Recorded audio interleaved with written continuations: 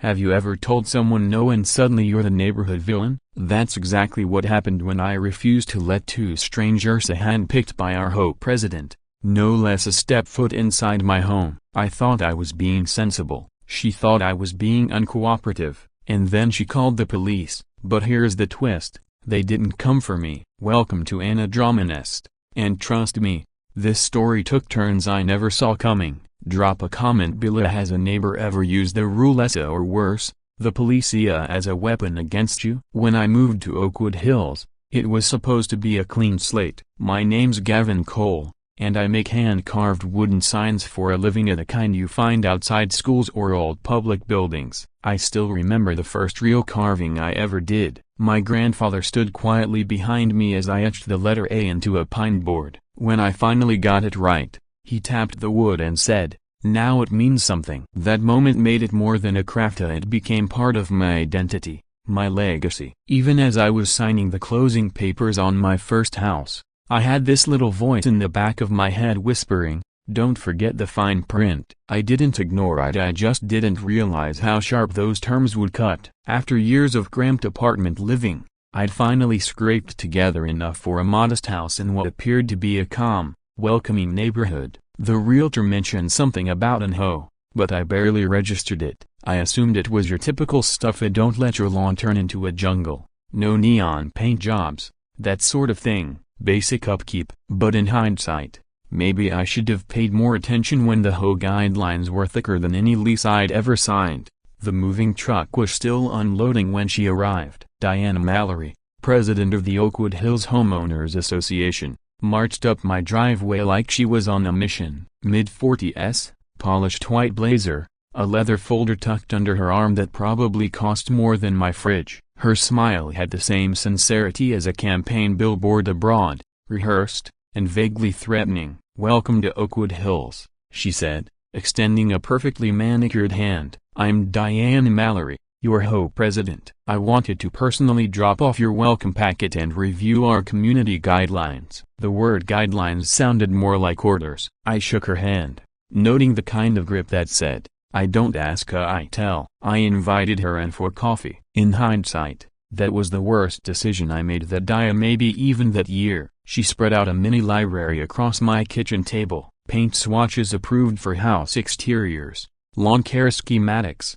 mailbox dimension charts, flower bed regulations, even porch light wattage limits. I honestly thought she was joking. Who regulates porch light brightness like it's a homeland security issue? Then she spotted my truck. "I see you drive a pickup," she said, flipping through her papers like she was prepping a court case. "That's totally fine, of course. Just remember that commercial vehicles must be off the street by 6 p.m. Her eyes drifted to my garage, where my workshop was half set up, tools on the bench, a half-finished school sign resting nearby. Her expression lit up like she'd just found a zoning violation on a treasure map. "Oh, you do woodworking? How quaint," she said. "By the way, any business signage must be reviewed by our architectural committee." She actually pulled out a magnifying glass and began inspecting my carving. "This lettering seems a broken bar inconsistent. The serif height doesn't match our approved font standards." I gritted my teeth. I'd spent hours on that sign, bent over every groove, and she dismissed it like I'd picked it up from a discount craft site. I kept my mouth shut. I still had to live here. My hands clenched around my coffee mug until my knuckles turned white. This wasn't about keeping up appearances, it was about power. Diana wasn't just running the HOA, she was ruling Oakwood Hills like it was her personal kingdom, and I was just another subject expected to fall in line. After she left, I sat in my living room, still surrounded by unpacked boxes, flipping through the welcome packet she left behind. 47 pages. Rules about everything from acceptable fence shades to mandatory grass species, wind chimes, bird feeders, even which direction you could face your trash cans. Maybe I was exhausted, or maybe I was just waking up to what I'd signed up for. That evening, I took a stroll. Every hedge trimmed to the same height, every porch bulb glowing at the same brightness. It didn't feel like peace, it felt like a gated exhibit. I wasn't in a neighborhood, I was in a life-size diorama of control. That very night, while I slept, a letter slid under my door. Whole letterhead, Formally typed,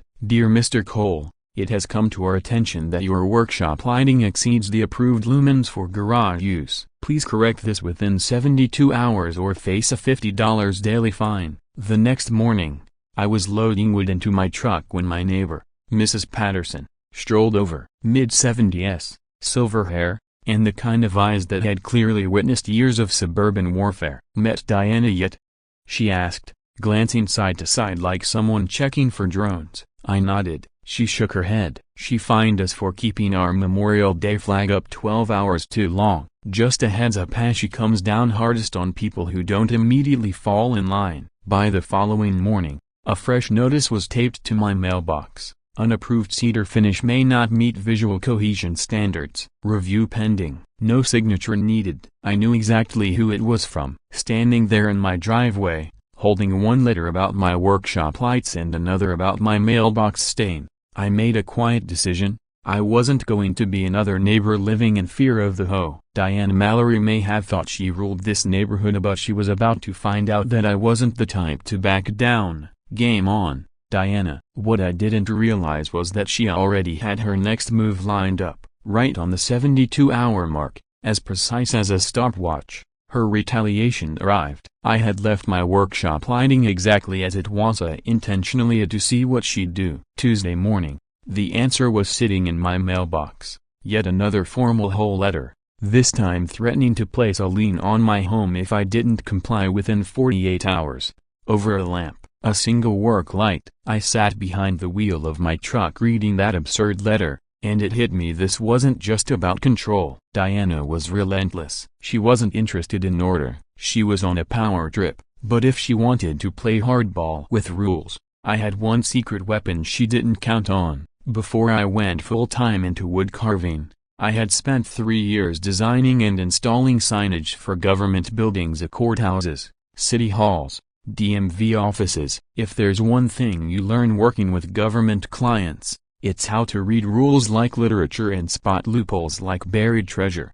I once found a typo in a fire regulation sign for a courthouse. If I hadn't caught it, the city could have been held liable. That's when I learned something important. The people who make the rules don't always understand them, but the people who carve them, we know every single line. If Diana wanted to go by the book, then I was going to show her what the book actually said. That afternoon, I parked my truck and walked over to the community center. I asked for a full copy of the HOA charter and bylaws. The guy behind the desk, probably fresh out of college, looked stunned. "Most people just ask when the pool opens," he muttered as he printed all 83 pages of dense, legal-sounding HOA policy.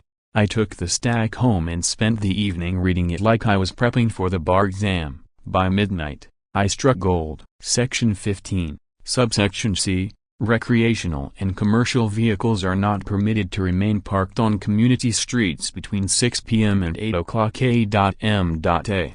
unless actively engaged in permitted business activities as defined by municipal code. That phrase, "the actively engaged in permitted business activities," was the key. I had a registered business. I carried insurance. And according to city code, any marked vehicle carrying business tools or equipment qualified for extended parking privileges. Could it work? Maybe. HOA language is a maze designed to confuse, but it was the best angle I had. The next morning, I had a little fun with it. I spent 2 hours turning my plain old Ford pickup into a rolling billboard. I slapped magnetic signs on both doors, a clean, professional, with my business name and number, Cole Woodworking. Then I loaded the truck bed with everything I own: needed drills, chisels, clamps, sanders, even a portable workbench, just in case the actively engaged part came under question. When I stepped back and admired my work, I half expected thunder to rumble in the distance. Somewhere, I was pretty sure a vengeful HOA deity was clutching its pearls. Then I parked the truck right in front of Diana Mallory's house and left it there. Overnight, the moment I shut my door, I caught her blinds twitching. The entire street seemed to hold its breath. That wasn't a truck anymore, it was a line in the sand. And every neighbor knew it. Sure enough, the next morning, a brand new violation notice appeared. But this time, I was more than ready. I marched straight up to Diana's front door and knocked. she answered, wearing another blazer that screamed boardroom general, clutching the notice like it was a court summons. "Mr. Cole," she said, raising an eyebrow, "it seems you've decided to disregard our parking regulations completely." "Actually," I replied, casually flipping open a folder, "I'm in full compliance with Section 15, Subsection C. My vehicle is actively engaged in business activities. I've got all the proper permits and paperwork if you'd like to review them." I handed over copies of my business license, proof of insurance, and a municipal code excerpt, all neatly highlighted and organized. As she scanned the documents, I watched her carefully. That polished composure faltered for just a second, her jaw stiffened, and her fingers curled a little tighter around the paperwork. "This is a broken bar, highly irregular," she murmured, voice thin and uncertain. Most people wouldn't have noticed the hesitation, but I caught it and logged it away for future reference. She tried to push back. "The spirit of the rule is clearly meant for residential areas only," but we both knew she was reaching. I'd done the work, and there wasn't a single clause she could use to stop me, not legally. "I understand your concern," I replied evenly, keeping my tone respectful but firm, "but I'm sure you value following the letter of the law. After all, that's what HOAs are for, right? To make sure everyone's treated fairly and consistently." That word fairly landed like a slap. She flinched, just barely, then went quiet. Was I pushing my luck? Maybe, but this wasn't just about parking. It was about standing my ground in a place where I had every right to exist. I wasn't trying to win a battle, I just didn't want to vanish under the weight of someone else's control. That evening, I fired up the grill to celebrate. Burgers sizzled over the flame while my truck sat proudly in front of Diana's house like a glowing billboard that said one thing: checkmate. Mrs. Patterson gave me a thumbs up from her porch, and even the usually distant guy across the street strolled over to ask about my woodworking business. Turns out, I wasn't the only one tired of Diana's hoe dictatorship. Half the block had been quietly waiting for someone to push back. I smiled and nodded, but inside, my palms were clammy. Winning felt good, sure, but beating people like Diana doesn't end with a handshake. I should have known better than to celebrate too soon. Diana Mallory didn't claw her way to HOA president by accepting defeat with grace. While I sat there, patting myself on the back over a burger, I had no idea I'd just poked a very dangerous bear. What came next was more than retaliation, it was personal, and I had completely underestimated how far she'd go to put me in my place. I thought I was clever, using loopholes and bylaws to turn the tables. What I didn't realize was that all I'd done was give her a reason to get creative. I hadn't won, I'd woken up something worse. It started small, which should have been my warning. A noise complaint appeared after I used a hand sander at 7:30 on a Saturday morning. According to some obscure clause buried in the bylaws, I'd violated the quiet weekend hours. Next came a citation for leaving my trash bins on the curb. Apparently 30 minutes past pickup was a crime now. These weren't random warnings anymore. She was laying groundwork, creating a paper trail, documenting every minor misstep like she was prepping for a legal ambush. So, I decided to test the waters. I hosted a low-key barbecue, a few burgers, a handful of neighbors, and my friend Wes Turner, an old buddy from my apartment days. Wes is a construction foreman, a guy with a sixth sense for trouble. He's the type who can spot a problem 3 blocks away and won't hesitate to call it out. "This Diana lady sounds like a real piece of work," he muttered, flipping burgers while subtly eyeing the surrounding houses. "You sure poking the bear is worth it? What's she gonna do?" I laughed, trying to shake off the tension. "Fine me for having friends?" But even as the words left my mouth, something felt off. The neighborhood was too quiet, not calm, silent. No kids, no lawnmowers, no barking dogs. It wasn't peace, it was a vacuum, the kind of silence you get right before something bad happens. Maybe I was just being paranoid, but 3 weeks of dealing with Diana had taught me that paranoia was probably smart. That's when I noticed the camera at the neighborhood's front gate wasn't blinking. The little red light always steady was dark. A handwritten out-of-order note was taped to the pole. Weird timing, especially considering Diana was always preaching about community safety and protecting property values. I pointed it out to Wes, who wandered over for a closer look. "This thing was fine yesterday," he said, frowning. Look at these as someone yanked the power. Scratches are fresh. And then, around 4 o'clock, things escalated. Diana showed up at my front gate, but this time, she wasn't alone. Flanking her were two men both in their 30s, both looking like they belonged anywhere but Oakwood Hills. One was tall and wiry, his arms covered in faded prison ink. The other was short, solid, and built like a bouncer with eyes that didn't blink. Cold, glassy, and scanning my property like he was sizing it up for auction. Jake, the tall one, leaned lazily on my fence like he was on his own front porch. But the other Onyiatama didn't stop moving. His gaze roamed constantly, clocking exits, scanning windows. It felt less like a neighborly visit and more like an assessment. They stuck out in this buttoned-up suburban scene like a biker gang at a Bible study. Gavin, Diana called out, her tone syrupy sweet but entirely fake. I wanted to introduce you to some friends. This is Jake and Tommy. They're new to the area, just getting a feel for the neighborhood. The way she said friends made it crystal clear. This wasn't a courtesy call. Jake and Tommy weren't interested in block parties or garden clubs, so they were casing my house. I walked over to the gate,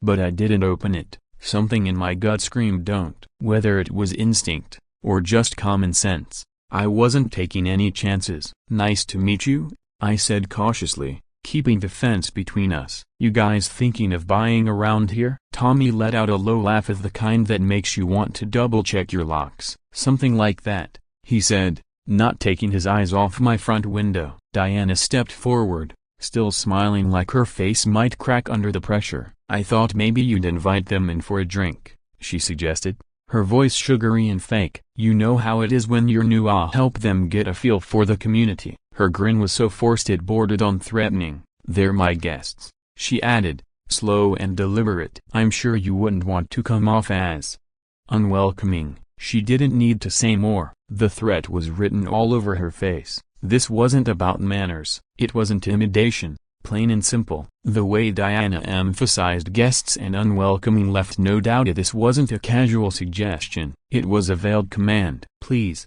Gavin, she said, voice tighter now. They just need a quick look around. It's important. There was a strange urgency in her tone, like she wasn't asking for a favor, she was trying to meet a deadline. Wes had quietly moved closer, his stance tense, like he was preparing for something. The air around us felt thick, charged. Thanks, but we're good, I replied, keeping my voice calm and even, just enjoying a quiet afternoon with family. Wes wasn't technically family, but that wasn't the point. The word was deliberate. I wanted them to know I wasn't alone or vulnerable. For a split second, Diana's polished mask slipped. It was subtle, but I saw a flash of something raw in her expression. Not irritation, not anger, panic, like the script she'd been working from had suddenly gone off track. Jake and Tommy exchanged a look, and then Tommy's hand moved toward his pocket in a slow, deliberate way that made my mouth go dry. I didn't even notice my hand drift toward my phone.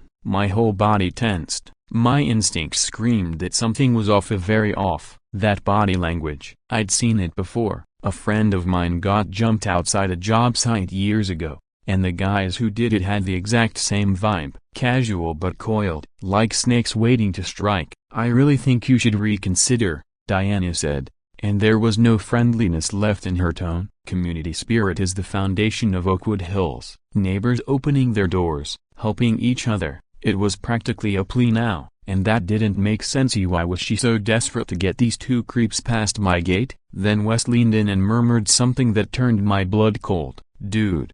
The short one just dropped something behind that bush, looked like cash. I glanced quickly. Sure enough, I caught a glimpse of what he was talking about. Tommy had handed something to Diana when they thought we weren't looking. It wasn't a card. It wasn't a handshake. It was money. Diana Malera, Oakwood Hills queen of propriety, taking cash from two men who looked like they'd been ejected from a mugshot lineup. For a second, I questioned if I was overreacting, but the way she flinched when I said no, that wasn't someone annoyed by rejection. That was fear. You know what, Diana, I said, letting my voice rise just enough to be heard clearly. I think we're done here. This is my property, and I decide who comes through that gate. Your friends can explore the rest of the neighborhood. The temperature in the air seemed to drop. Diana's face went from pale to flushed in a heartbeat, like her blood couldn't decide whether to boil or freeze. Tommy took a step forward. Wes moved in closer, positioning himself beside me without a word. Everything about that moment felt like a standoff. The two men shot Diana a sharp look, tight-lipped and cold, like something unspoken between them had just collapsed. "Fine," Diana snapped, the fake civility gone, "but don't think this is over, Mr. Cole. I've tried to be patient with you, tried to help you fit in, but if you want to be difficult, if you want to disrespect me and my guests—" She stopped, visibly struggling to keep her voice from cracking. "I'm calling the police. You'll regret treating me this way." She spun on her heel and started dialing as she walked. Jake and Tommy didn't follow her right away. They lingered watching my house, studying it, committing details to memory. Just before they turned the corner, I heard Tommy mutter something to Jake. One word stood out: backup plan. "She's not just threatening you," Wes said under his breath. "She's scared, not of us, of them. She's in deep with something she can't control." I stood there, rooted in place, trying to piece it all together. Diana hadn't brought over a couple of rough-looking friends for a friendly introduction. She'd brought them with a purpose. And when I refused to play along, she didn't just look frustrated, she looked terrified. Terrified of what, or who, and why did she need them inside my house so badly? At the time, I thought she was just trying to rattle me, show force. But I was wrong, so very wrong. 20 minutes later,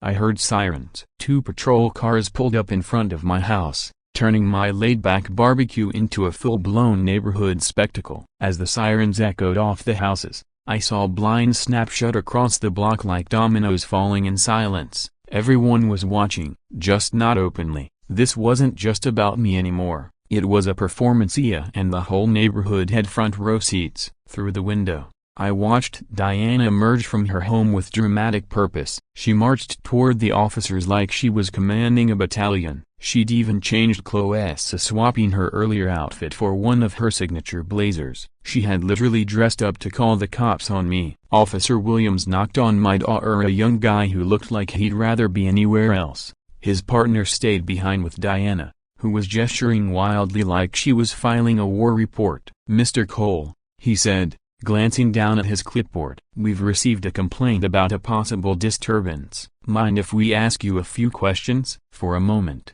everything stopped. This is it, I thought. They're going to arrest me, and nobody will ever believe the rest. Ever had that moment, that punch in the gut where you know you're about to be misunderstood on a level you can't explain? Yeah, this was mine. Wes and I invited the officers inside and explained everything about Diana's unexpected guests, her pushy insistence that we let them in, and the creeping discomfort we'd felt the whole time.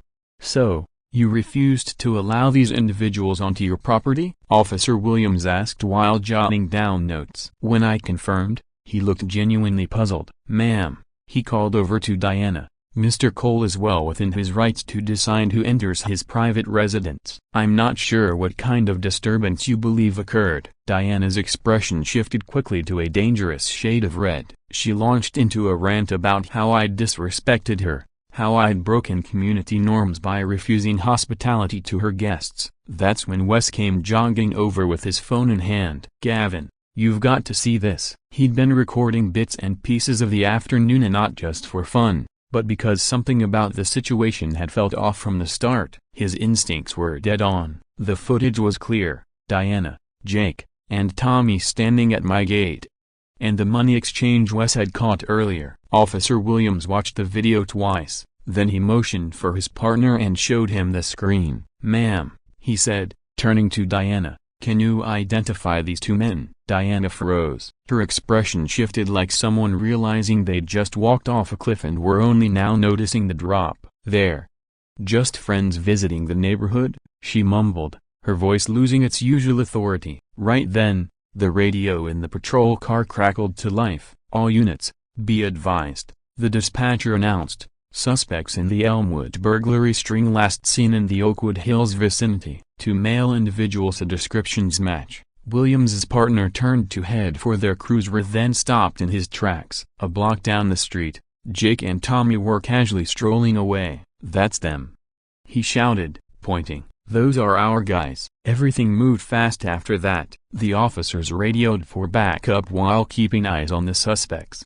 Jake and Tommy seemed to realize what was happening and they picked up the pace, but it was too late. Within minutes, 4 patrol cars had swarmed the block. Jake and Tommy ended up face down on the asphalt in handcuffs. I didn't collapse, but my legs certainly wanted to. I'd been so tense, I'd forgotten what it felt like to breathe. Only when the officers chased them did my lungs finally remember how to work. I stood in the driveway, stunned, watching it all unfold like a scene out of a movie. "Told you they were shady," Wes muttered, still recording from the porch. "You just saved half this neighborhood's Christmas fund." Officer Williams returned once the arrests were secured. "Mr. Cole," he said, "you've got my respect and my apologies. Those 2 are suspects in a string of break-ins around the area. They've been targeting homes, checking layouts, testing security systems." He glanced toward Diana, who stood stiff and pale on her lawn, frozen like a statue. Then he asked,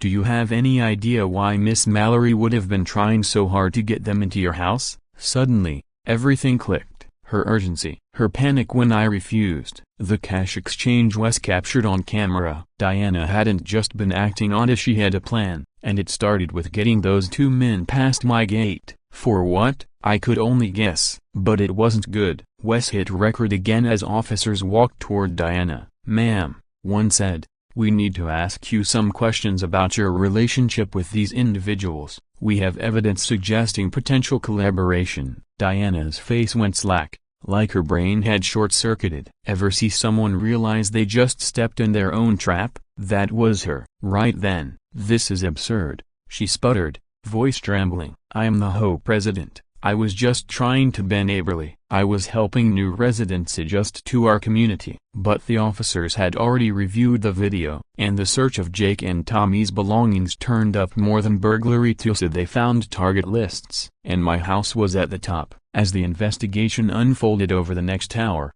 the rest of the neighborhood began emerging from their homes like prairie dogs after a storm. Mrs. Patterson approached one of the officers and shared that she'd seen Diana talking to those same 2 men 3 times in the past week. Another neighbor said they'd noticed Diana's car outside several recently burglarized homes she'd claimed to be inspecting for community wellness checks. When Jake and Tommy were loaded into the patrol cars, Tommy twisted around and shouted something that sealed Diana's fate. "You said this would be easy. You said he'd let us in." Everyone heard Ida, especially the officers. And just like that, the story of innocent house guests crumbled. As the scene wound down, Officer Williams handed me his card. "Mr. Cole, I'd say you likely prevented a string of burglaries tonight." They had a detailed list, and your address was next on the schedule. He glanced back at Diana, now in a quiet but intense discussion with a detective. "As for Miss Mallory, that's going to be a far deeper investigation." And all I could think was, if Wes hadn't caught that moment with the cash, if I'd let those men inside, I might have been tomorrow's headline. That's all it takes, a one bad decision, or worse, a neighbor who wants you gone and suddenly you're caught up in a robbery scheme. In the span of 2 hours, I'd gone from being the guy who said no to a local hero. Don't ask me how. I was still trying to piece it together myself. I stood there in my driveway, watching Diana try badly to explain herself to the detective, watching my neighbors inch out of their homes to whisper and gawk, watching patrol cars drive away with 2 handcuffed burglars who, just 30 minutes earlier, might have gutted my place.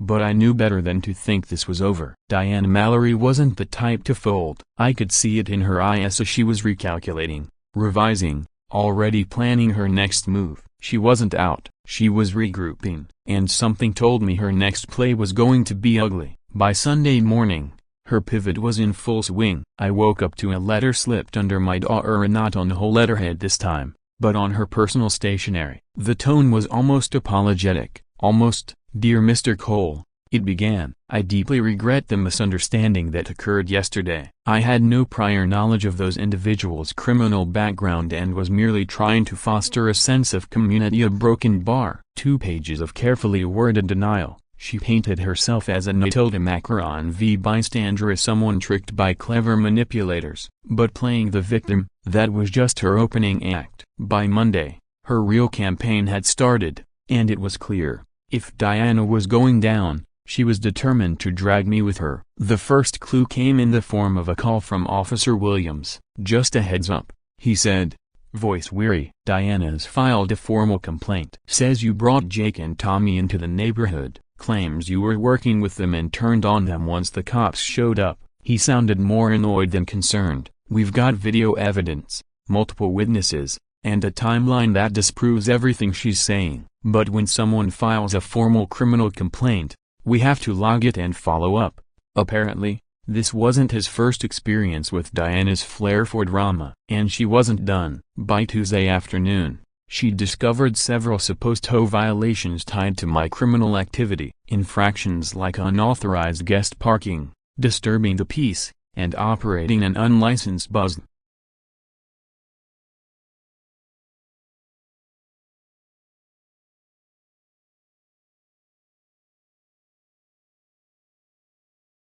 "Gavin," she said, stepping inside, "I shouldn't be here, but I saw something." Her voice dropped to a whisper. "It was yesterday morning, right after the police left." Diana was in her garage with papers spread all over the hood of her car. She had a stamp or a seal like she was making something. She had wine, too. That's how I knew it was serious. Diana only drinks during victories. She wasn't doing yoga. She was manufacturing documents. I'd seen stories like this on true crime forums. HOA scandals gone rogue, yeah, but living one was something else entirely. Here was a woman who'd been caught on video, in front of witnesses assisting criminals. And her response? Forge evidence and try to frame the guy who stopped her. But she wasn't done yet. The next day, her desperation finally bubbled to the surface. "I was in the garage when I heard yelling from the front yard. I stepped outside and saw Diana standing in my driveway, arguing with Mrs. Harrison, an older woman who lived 3 doors down and always wore sun hats and cardigans,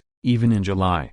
You have to support me on this," Diana was saying, her voice just a shade shy of hysterical. "That man is dangerous. He brought criminals into our neighborhood." Mrs. Harris didn't flinch. She didn't raise her voice. She just stepped forward and said, loud enough for the whole block to hear, "We're not going down with you, Diana. We believed you for too long." "Not this time." Diana froze, mid-rant, and just like that, the cracks in her armor widened. Mrs. Harris added quietly, "I saw Thea. I saw the whole thing," Mrs. Harris said firmly. "Those men came with you, everyone saw it." Diana's response was to accuse Mrs. Harris, one of the most respected, mild-mannered people in the neighborhood, of being part of a conspiracy against her. It was almost painful to watch. A woman who once lorded over this place with smug authority, now reduced to shouting nonsense at anyone who dared contradict her. But Thursday was when she played her biggest card. A detective I'd never met knocked on my door. He introduced himself as Detective Morrison, and his expression told me he'd rather be anywhere else. "I need to ask you some questions about your background, Mr. Cole," he said as I let him in. "Your business, your connection to Ifania, to the 2 men arrested last week." Of course, we both knew who had prompted this visit. "Apparently," he continued, flipping open his notebook, "someone's filed an official statement accusing you of masterminding a burglary ring, using your woodworking business as a front." He gave me a dry look and added, "According to Miss Mallory, you've been using your client connections to case homes for break-ins." She submitted timelines, anonymous statements from neighbors who refused to go on record, and even floor plans of homes you allegedly scoped out. He paused. "It's ambitious, I'll give her that." I blinked. "She seriously said I was running a criminal enterprise from my garage?" "Yep," Morrison nodded. "But I've been a detective for 15 years, and I've seen blame games before. This one, it's creative." I showed him my business license, my tax records, and a folder full of client reviews and testimonials. Everything was in order, everything real. "She's just trying to shift the target," I said. "She knows she's in trouble and wants to drag someone else down with her." He gave a slight nod. "We've already looked into you. You're clean. No record, no red flags. Your business checks out." And frankly, her story has more holes than a fishing net. "But she's filed 17 complaints against you this week alone. We have to take each one seriously." Then his tone shifted. "The real reason I'm here," Morrison said, is we're starting to worry about Miss Mallory's mental state. People who fabricate this extensively, especially after being caught in serious legal jeopardy, can become unpredictable. He looked me in the eye. Has she made any direct threats? I thought back about the fake HOA documents, the manipulation, the forged accusations, the performance in my driveway, and the unstable look in her eyes during that barbecue standoff. No, I said, nothing overt, but she's acting like someone who's completely detached from reality. It's like she thinks if she piles up enough lies, one of them will stick. He handed me his card before leaving and said something that chilled me more than anything I'd heard yet. Lock your doors, Mr. Cole. Get cameras, if you haven't already. People like her don't usually go down quietly. And we can't be everywhere. That night, I sat on my couch staring into the dark, wondering how my peaceful new life had turned into this circus. Diana had lost everything: her authority, her reputation, and once the investigation wrapped, probably her freedom too. But instead of facing the music, she doubled down. She wasn't trying to win anymore, she was trying to survive. And people in survival mode, they're dangerous. Diana's last stand came exactly where it always would, via at the community center. On Friday evening, every mailbox in the neighborhood received a printed notice, typed on whole letterhead and signed by Diana herself. Emergency HOA session topic: security concerns and ongoing criminal activity in the community location. Oakwood Hills Community Center. Time, 9 a.m. sharp. I stood at my kitchen sink that morning, staring at the rain and wondering if I should even bother showing up. What if no one believed me? What if showing up just gave her more fuel? But I could still hear Wes's voice from the night before. If you don't speak, she owns the story. I almost stayed home. Part of me thought, let her rant into the void and burn herself out. But Wes was right. If I didn't show up, Diana got to control the narrative. Saturday morning was as gray as my mood. I walked into the community center expecting maybe a dozen people and Diana, still clinging to her power, trying to spin this in her favor. Instead, the room was packed at almost 30 people, nearly half the neighborhood. Folding chairs had been arranged like a courtroom, and at the front of the room stood a presentation board. Charts, photos, red string. I stopped in the doorway, momentarily stunned. This wasn't a meeting, it was a meltdown. And Diana was already standing front and center, arms folded, waiting to deliver the performance of her life. Thank you all for coming, she began, voice full of that manufactured authority she'd perfected over the years. We're here today, Diana declared, her voice ringing with that familiar, strained authority I'd learned to dread, to discuss a serious threat to our community. Criminal elements have infiltrated our neighborhood under the guise of legitimate business. She gestured toward the flip chart at her side, which I now realized was an obsessive hit piece on me. Photos of my house, my truck, even grainy surveillance-style images of me walking to the mailbox or unloading tools. Every inch of that board was threaded with red yarn and paranoia. She'd built a full-blown conspiracy wall,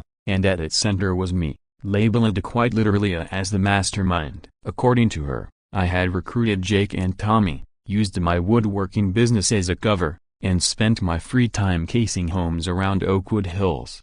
Part of me was stunned anyone could take this seriously, but then I saw a neighbor lean forward, squint at a printout, and nod slowly. And just like that, it wasn't funny anymore. Then Diana made the mistake that sealed her fate. She invited Harrison Beck. Harrison was a retired insurance investigator in his 70s, with a memory like a steel trap and the quiet intensity of someone who'd built a career on exposing lies. He'd served on the HOA board before Diana's rise to power and still attended every meeting out of sheer principle.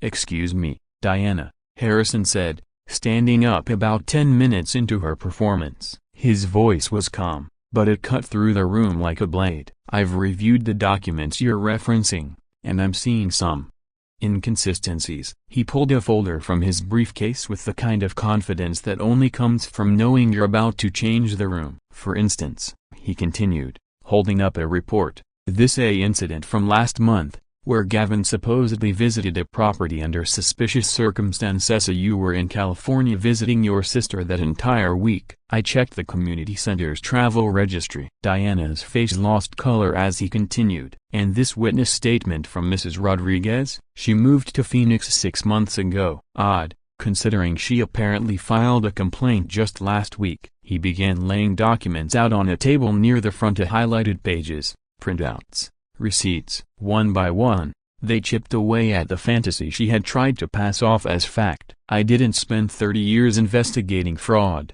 Harrison said, just to let it set up shop in my neighborhood. This isn't oversight, this is fabrication. And I've got the receipts. Silence followed. All you could hear was the fluorescent lights buzzing overhead. Diana stood motionless. Her conspiracy board, which had moments ago looked like the product of some twisted investigative genius, now seemed more like a vision board for someone unraveling in real time. You don't understand the complexity of the situation, Diana said, her voice trembling, but the authority she relied on was gone. And then Harrison dealt the final blow. He pulled out a worn binder of the original HOA charter. I helped draft these bylaws, he said, flipping to a bookmarked page. Section 42, subsection D. In the event the HOA president engages in criminal activity or gross misconduct that endangers the welfare of the community, the residents may call for an immediate vote of no confidence.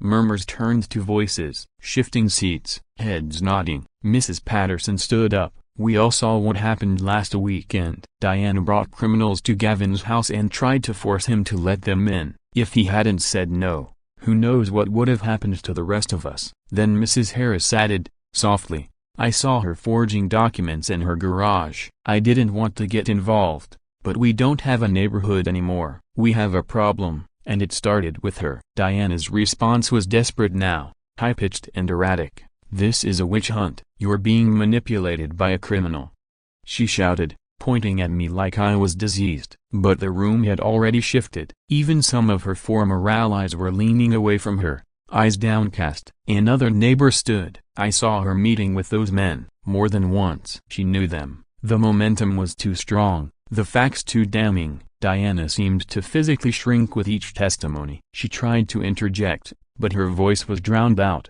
This isn't a trial, I thought. It's worse. These were people who'd seen me mow my lawn, wave from my porch, fix a fence. People who were deciding whether I was still welcome in a broken bar or whether I was a threat. Harrison turned to the crowd. Let's take a vote. The result wasn't even close. 31 residents voted to remove Diana immediately. 2 abstained. And Diana, she was the only vote in her favor. She looked around, expecting some Inia to come to her defense. No one did. One of her longtime supporters crossed his arms and stepped back. He didn't raise his voice, didn't argue. He just shook his head like a man who'd finally seen the truth. That simple gesture hit harder than any insult. You'll regret this, Diana hissed, furiously tearing down her string-covered display and shoving papers into a box. When your homes are broken into and your property values plummeted, don't come crying to me. She stormed out of the community center like a disgraced monarch. Harrison approached me afterward,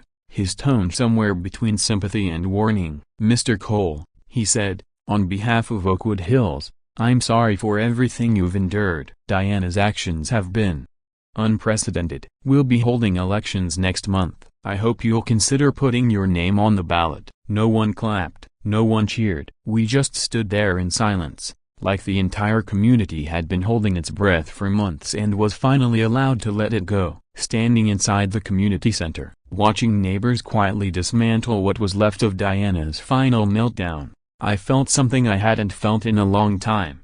Peace. The neighborhood's long nightmare was finally over. Diana Mallory had been undone not by angry mobs or outside investigators but by her own ambition, desperation, and dishonesty. Was it over for good? Hard to say. But for the first time in weeks, it felt like maybe it could be. The fallout moved faster than I expected. By Monday morning, Diana's house was up for sale and a moving company had arrived. Even in defeat, she walked like she still owned something. Maybe she'd eat some piece of pride that didn't quite fit in the boxes. I watched through my workshop window as strangers loaded up her furniture, carrying out years of her rule like it was just clutter. Part of me pitied her. Watching someone's life collapse is never exactly pleasant, even when they've earned it. But mostly, I just felt relief. The threats, the retaliation, the constant tension they were finally lifting. The new HOA board, with Harrison Beck stepping in as interim president,